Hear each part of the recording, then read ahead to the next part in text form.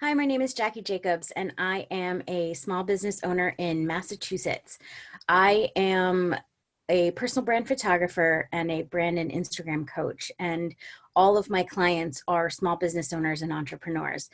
And I've been talking to a lot of them throughout this past week that we've been in social distancing, and it's been a really hard week for me because many of my clients have paused services, canceled services, and many of them just need someone to listen.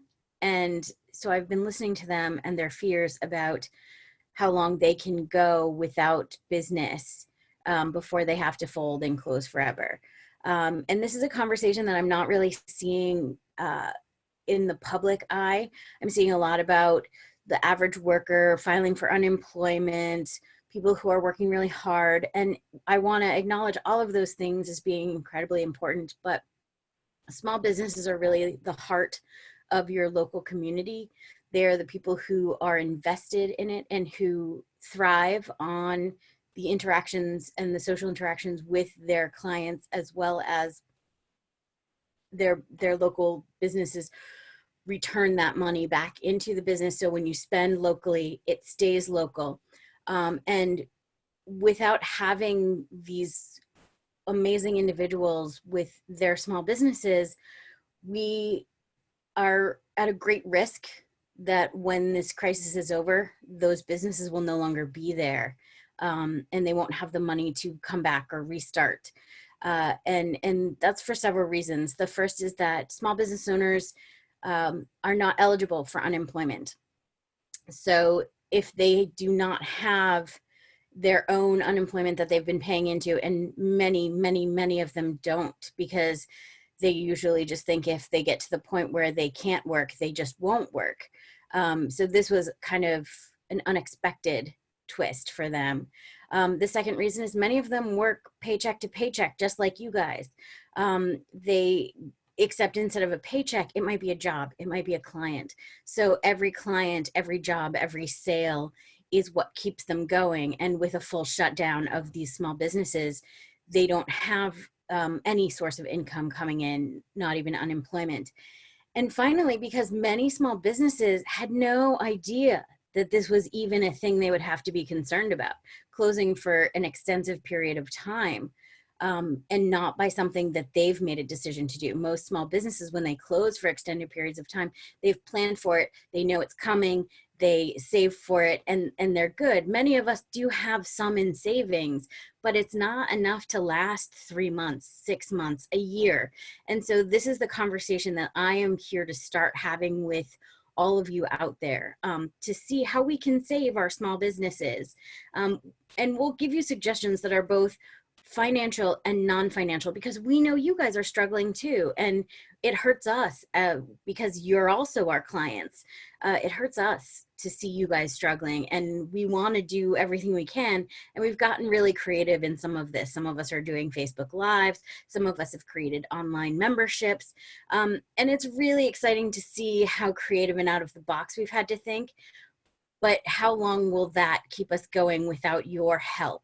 So I'm starting the conversation of how to help these small businesses stay afloat. And I hope you'll join me for some of these interviews, because these are some really great individuals, and I'm looking forward to sharing their stories with you. Hi, and welcome. I am talking today with Renee Ventrice of Cork and Keg Tours, and we're talking about what she and her business are doing during this COVID crisis to keep her business afloat. Now, here's some background information on Renee. She is in an area called Loudoun, Virginia, which is right outside of Washington, D.C., and she works in the hospitality industry doing tours, which means that during this time, she is completely closed and has been completely closed for over a week now. So we're going to get to hear a little bit of how that's affecting her business and where she thinks things are headed. In her area right now, she has 14 confirmed with the COVID-19 virus, and she believes there are actually more people who are infected, but because there is not enough testing available, they don't have accurate numbers, which is part of the reason that social distancing and the shelter in place orders are so important to follow as best as you can.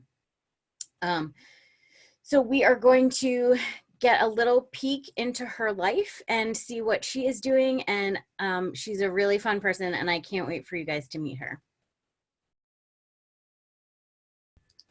Hi, everybody. It's Jackie Jacobs. I am here today talking about the COVID-19 crisis and how it's affecting small businesses.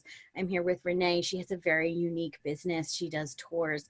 I'm going to let her talk a little bit about that, and then we're going to jump into the questions so we can try to give you guys some ideas of how you can help small businesses during this crisis. All right, so welcome, Renee. Hi, Jackie. Thank you so much for having me. It's really great that you're doing this and giving people an opportunity to talk about what they're going through, their fears, their solutions. So thank you, first of all, for that. My company is called Cork and Keg Tours, and we provide full concierge service winery and brewery tours in Loudoun County, which is just outside of Washington, D.C.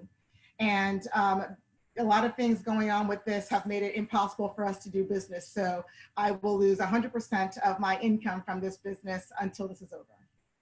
Yeah, and Renee and I, just before we went live, as you know, I've been recording these. So today is March 23rd, and right before we went live, Governor Baker just announced the shelter in place for Massachusetts. So it's not an order, but it's a strong suggestion, which basically means all non-essential businesses are officially closed now, and only essentials like grocery stores, liquor stores, and even our pot shops are open. But they're hey, I'm moving to Massachusetts. So what we're talking about now is there's definitely going to be an effect of small businesses, and I believe that we are not going to be the only state to issue these. I think in the next week we are going to see state by state starting this shelter in place ordinance. So if you don't mind, we will jump right into the questions, and I want to kind of make people who are watching this from different states or different countries aware of what's happening here in Massachusetts as this crisis unfolds. So Renee, let's jump in, and I'm going to ask you, so what effect has this outbreak had on your business? So the biggest effect is that it has shut it down. And, you know, it's shut down not only because, you know, of the social distancing. We do have a large van. Technically, we could probably get 6 feet. Well, we could get 6 feet of distance between two couples, but it's not worth the risk, right? So as responsible business owners with a confined space as my work area, it's a Mercedes Sprinter, it only made sense to go ahead and voluntarily reschedule or cancel tours. So income-wise, yeah, it's decimated. I mean, you know, we're going to lose everything that we would have made these next 2 months. Thankfully for us, this business was set up as our side business. At first, we were both working full-time when we started the business. Now it's my full-time gig, and my husband does still work. So our household is not taking a hit. But if it doesn't end soon, if we're not back in business by, let's say, maybe August or so, we may have to reevaluate whether or not we can keep this dream alive. So right. The biggest impact for me in our industry, lots of the wineries, the breweries, distilleries, restaurants, other tour companies, all of these hospitality industries in Loudoun, we have a huge hospitality contingent. We're very much a destination county. So a lot of them, it's their livelihood. And they are really who I'm more concerned about right now. So one of the things that I'm doing is, well, I'm doing two things. Wait, is that a future question?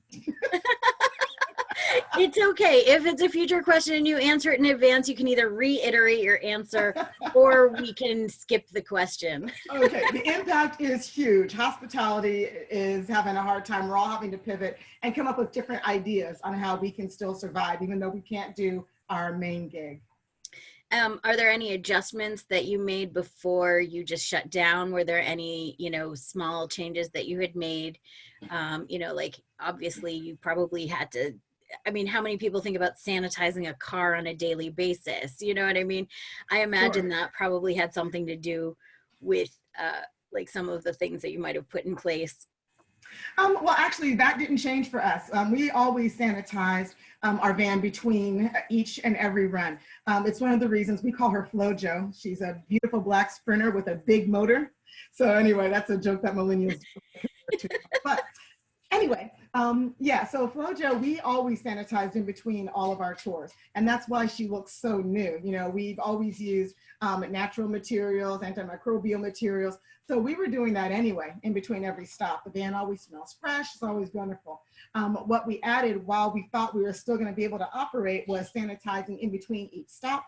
And then we also gave our clients, we asked them to go to the bathroom, wash their hands while singing Raspberry Beret. So they washed and then we would give them a squirt of free hand sanitizer as the van. So everybody was like, you know, doing all this. You know, we had people touching elbows instead of hugging, you know, at the winery. So we did all of that for the tour before we realized it was time to shut down, that things started to escalate. So yeah, so that we didn't really have a lot of changes there. What we're trying to do now, because we had the most tours we ever had on the books at this time of year ever. So we had 17 tours scheduled, and we're offering people a special rate to keep their tours, just change the date, just to reschedule. So we're offering some special rates for that. Other thing that we also realize is that paying in advance for a luxury item like a winery or brewery tour is not the first thing on a lot of people's minds, and it's not the first thing on their budgets. You know, they're wisely using their money for essentials. Maybe they're saving it, excuse me. You know, there's a lot of different things to do with your money at this time. So if it's really not in their budget to keep us on the books, well, we understand that. And we're not having any problems with giving refunds to people who absolutely want them. We are blessed that some of our clients are just rescheduling, and they're just saying, hey, we're doing a tour with you no matter what. So keep my deposit, and when we can, we will. And we were like, thank you for that. So that's kind of where we are. Right. And so let's say that the businesses start opening up before the virus is completely eradicated. What changes do you think you might implement in the way that you do business, or you haven't thought of that yet? Oh yeah, we're going to do exactly what we did when the virus started getting serious, which is to continue with additional safety hygiene practices. I do anticipate businesses opening up again before this is all completely gone, but with being able to keep it under control by social distancing and additional hygiene, you know, processes and practices, it can still stay under control. So when that happens, you know, a few other things we're doing: disposable glasses. We do have champagne flutes in our van that have cheers in different languages on all of them. It's a very nice little touch. Well, people are going to be doing their champagne toast now in plastic reusable or you know, recyclables. So we are going to, you know, cheers and toss. So we're getting rid of, we also used to have, well, we have snacks, right? We just have a bowl of snacks that we serve up. So I'm going to be getting, you know, individual, you know, like, you know, goodie bag snacks for people. Like you get on the airplane. You know, things like that. So we're not going to take away anything. We're just going to operate with a higher hygiene. Something that we've always done that is in our favor is private tastings for our groups. So when we go to the wineries, our people aren't, you know, bellying up to the bar with Gen Pop. Our people get a private table, private tastings. Sometimes they, like for our last tour, they closed off an area that they weren't using for anyone at all since the virus started getting serious. Well, they opened it up for my group. So my group had a private table, the entire place to themselves. So I'll continue encouraging that. Other than that, I really don't foresee too many changes. Our price is still going to stay the same. You know, our services are not going to be less. We're just going to operate with a hypersensitivity to hygiene. And if anybody tries to come onto our tours that either are presenting symptoms or are sick, sorry if it's just allergies, but I can't take that risk. So we're letting them know, reschedule if you're not feeling well, because wineries and breweries aren't going to let you in, and we're not going to put that risk on others. Take those antihistamines. Exactly. Load up on that Benadryl, you know. Oh no, not Benadryl. They'll be out cold. It'll be the, you know, it'll be the nap tour. I'll cover them with a blanket. I'll cover them with a blanket and just let them sleep it off. Get some Claritin. There you go. Claritin, and you'll be awake for the tour as well. There you go. Exactly. And I think that I shared one of your online events earlier this week. But how are you engaging with your clients and audience during the social distancing? That is probably the best thing that has come out of this, is that I am fully engaged. Our social media has gone up probably an additional 10% just since this started, since I started this little campaign. So what I'm doing is I'm doing live wine tasting. I'm a certified wine educator through the Wine Spirits Education and Trust. And I'm always learning more about wine, about viniculture, about, you know, how it grows, different characteristics about the grapes. I have a huge passion for wine. So it doesn't hurt that I get now to sit around and drink it because I'm not driving anymore. So we've been doing Facebook Live in the evening. We're doing them now at 5 o'clock on Wednesdays, Monday, Wednesdays, Saturdays. But I've been doing Facebook Live every night and opening a bottle of wine, sharing it with people, telling them what I'm drinking, tasting notes, what to pair it with, and just kind of sharing some wine education. So that's been cool. People were like, wow, this is really great. Well, then on one of the episodes, somebody was, you know, texting live and they're like, hey, you know, you should sing a song. You know, I've been, well, you should sing this. And I was like, okay, I'm the worst singer on the planet, but that's not a bad idea. Right.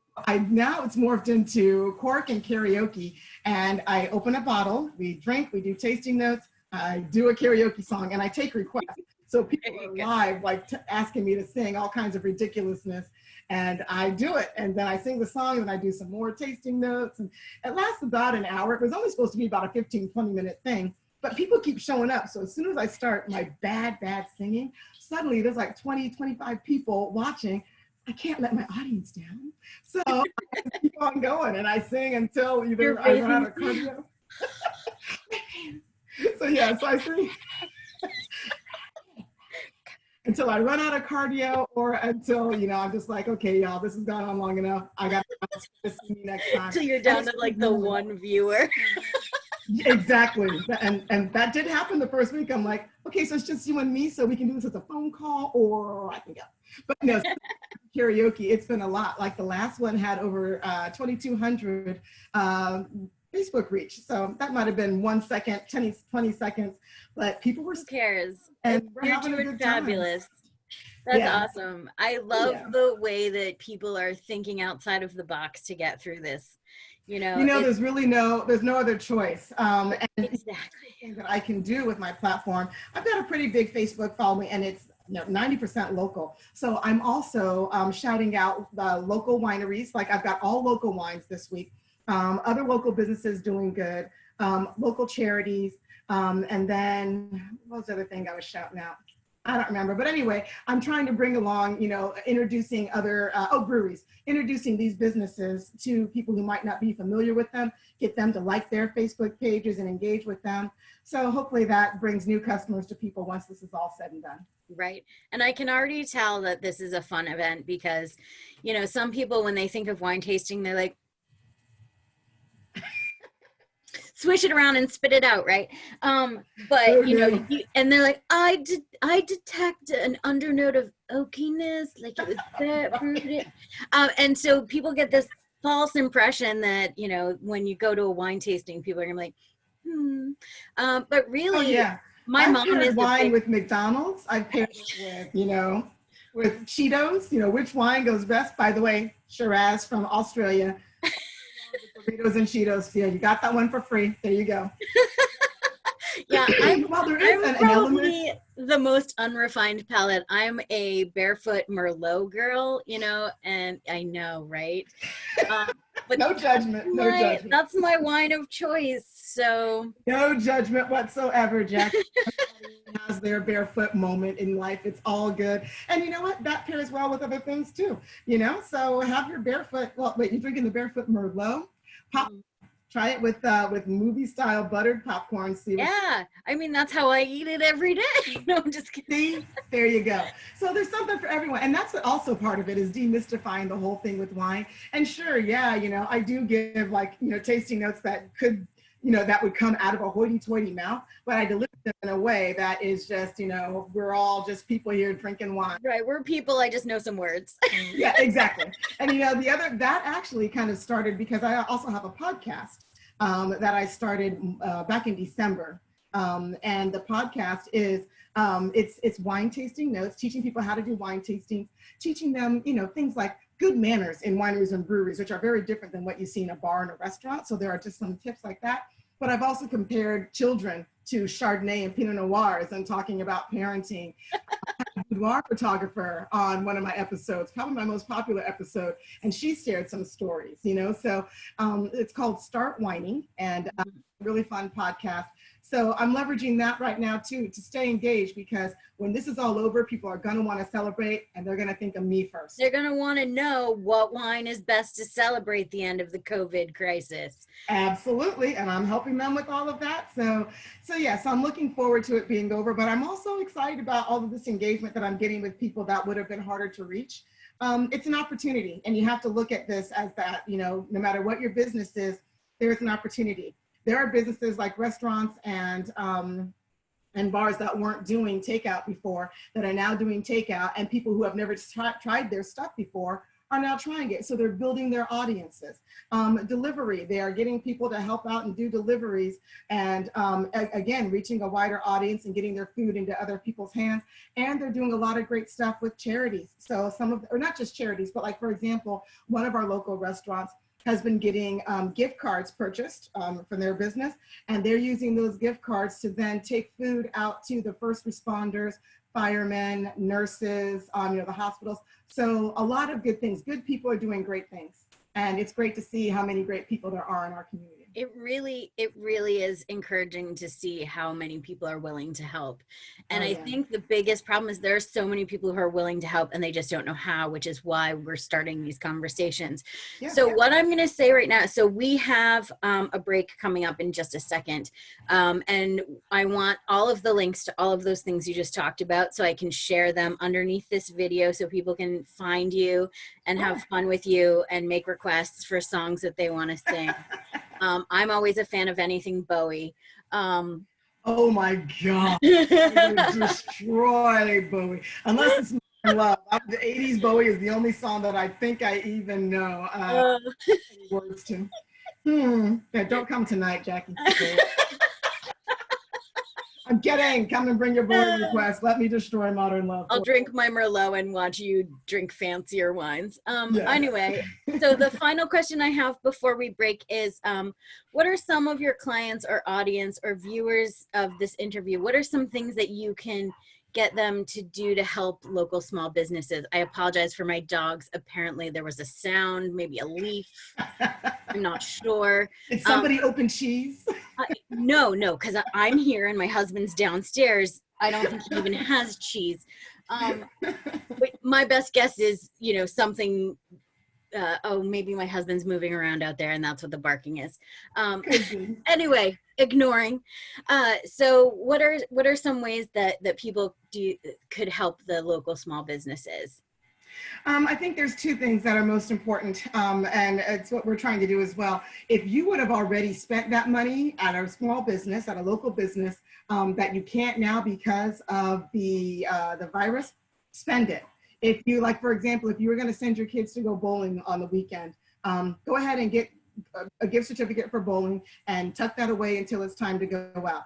If normally you go out to dinner, you go to your favorite happy hour at a local, you know, one of your local bars or something, get a gift certificate, put that money out there already. And that way it helps them to keep things flowing, and you're helping to keep that small business's doors open. We're not paying for somebody's Lamborghini, you know, we're not paying for, you know, Michael Jordan's yacht. This is actually making sure that the lights stay on, not only in their businesses, but in their homes. So if you were already going to spend that money, I would encourage people to go ahead and spend it. Doesn't have to be a mint. Doesn't even have to be 20 bucks. It can be whatever you normally would have spent. Just get, if you can, do. I know it's hard for some of us who are losing a bunch of income to do that. So here's what we can do if we don't have the money to put out there. Write a review for your favorite places. Not a fake, you know, BS review that you've never worked with them before and you're just going to throw something up. Please don't do that. I've had to ask people, don't do that, because I want only real reviews from real clients. But if there's a business, even if you used them a year ago and they did a great job for you and you never got around to writing that review, you've got some time now. So I would say just go on to even contact them and ask them, hey, which platform is best for you to get a review? Google, Yelp, Facebook, TripAdvisor. Where can I write a review for you that means the most for your business? And just write that review. And that is something that when this all blows over, when people are Googling what to do, where to go, those businesses will rise to the top, you know, because they've done the best job. So those are the two things I say, please do for our small businesses. And just to tack on to that review aspect, those small businesses that are actually doing like Facebook Lives and providing content for you during this crisis, you can write reviews on that. Like, during the COVID-19 crisis, I was at home and I attended one of the Facebook Lives where Renee was tasting wines and singing tunes. And, you know, it was really a highlight of my day. So if you just take a minute, and it just shows that you're paying attention, but it also helps to highlight the aspects of these small businesses that are the reason why we love them. Absolutely. So, well, you know, and it really also funny. gives them the will to keep going when things might get tough. That's exactly what happened. So I was going to stop. So I was doing it for like a week or so. And the other day, let's see, I think it was Friday, I was going to just make that my last one. If I was even going to do it at all. I was thinking about canceling because I'm like, this is kind of silly. I mean, you know, what am I doing? This is, you know, this is ridiculous. What am I doing this for? So then I got a call from my parents, and my parents live in Nebraska and they're in their 70s and they are sequestered and, you know, not going anywhere. And they called me at 10 o'clock in the morning. They're like, Nene, oh my God, that was so funny. My mom is singing Lady Gaga. My dad is like going, oh, is that song you were doing, that I Will Survive, girl? That was so funny. So my parents are cracking up. And it warmed my heart because I can't see them. I'm in Virginia, they're in Nebraska. And they were like, that was so great. I felt like I was in your basement with you. So that made me think, okay, this is why I'm doing it. And then I'm not gonna get emotional, maybe I will. Somebody else who's just a Facebook friend, I've never met this woman, she writes and she says, listen, you know, she sends me a private message. She's like, I really needed you today. A friend of mine died in California and no one's allowed to go to his funeral. And I turned on Facebook just to get away from it. And you popped up singing and it made me smile and laugh. So thank you. So of course I'm gonna keep doing this. You know, I've got other friends who live alone and they are shelter in place and they've got nothing except my bad singing. So. And there is the rub, guys. You know, this is why we have to have a presence online, is because we're all being kept away from physical contact, and we need to have contact as human beings. Exactly. It's so important. And so that's what small businesses can do for the community. Absolutely. And then, so we have to also help them as well. All right, so we're going to take a break, fix our mascara, and we'll be back in just a minute. Thank you guys all for joining us. We have been talking today with Renee Ventrice of Cork and Keg Tours in Loudon, Virginia, and hearing all about the ways that she's been struggling with her business since the COVID crisis started, and how hopeful she is for the future, as well as different ways that she thinks that we can help small businesses. So thank you for joining us for this conversation, and I really hope that you'll join us for the next one. And we look forward to seeing you there. And thank you so much for all that you guys do for us.